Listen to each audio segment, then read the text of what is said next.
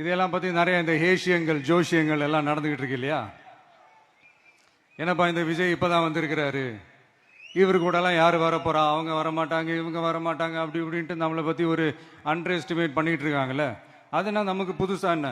30 வருஷமா நம்மளை under estimate பண்ணிட்டு தான் இருக்கிறாங்க. ஆனா மக்கள் கரெக்டா நம்மளை எஸ்டிமேட் பண்ணி ரொம்ப அழகா, ரொம்ப அக்கறையா, ரொம்ப தெளிவா, ரொம்ப தீர்க்கமா நமக்குன்னு ஒரு இடத்தை கொடுத்திருக்கிறாங்கல்ல. எப்படி? என் கேரியரின் உச்சமான ஒரு இடத்தை கொடுத்திருக்கிறாங்கல்ல. அதை இந்த நாடே பார்த்துக்கிட்டு இருக்குல்ல.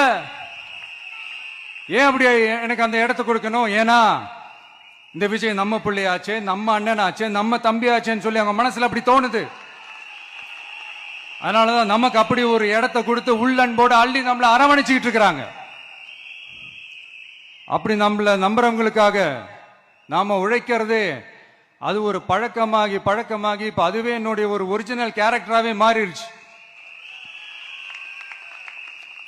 இத்தனை வருஷமா இருக்கிற அந்த உழைக்கிற குணம் அது எப்படி மாறும்? அதெல்லாம் மாறவே மாறாது.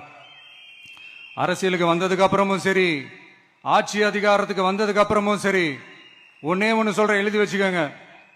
இதுக்கு முன்னாடி இருந்தவங்க மாதிரியோ இல்ல இப்ப இருக்கிறவங்க மாதிரியோ ஊழல் செய்யவே மாட்டான்.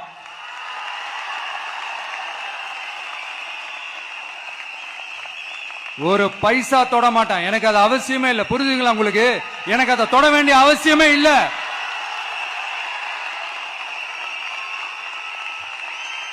ஒரு துளி ஊழல் கரை கூட படியவே படியாது, படியவும் விட மாட்டான். நீங்க கேட்கலாம், இது என்ன சினிமாவா?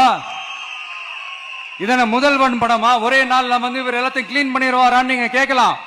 ஓகே, பிராக்டிகலா அது பாசிபிள் இல்லதான். But it is a process, right? It is a process.